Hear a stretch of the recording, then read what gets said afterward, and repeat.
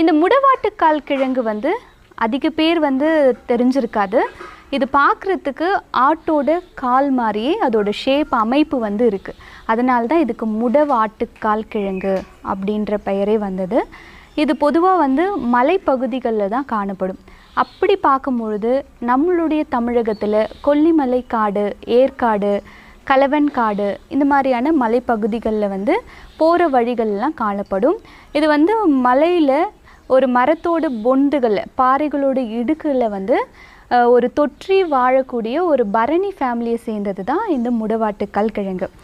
இந்த முடவாட்டுக்கால் கிழங்கு நம்மளுடைய தமிழகத்தில் மட்டும் இல்லாமல் நிறைய நாடுகளில் வந்து மெடிசன் ப்ராப்பர்ட்டியாக யூஸ் பண்ணிகிட்ருக்குறாங்க.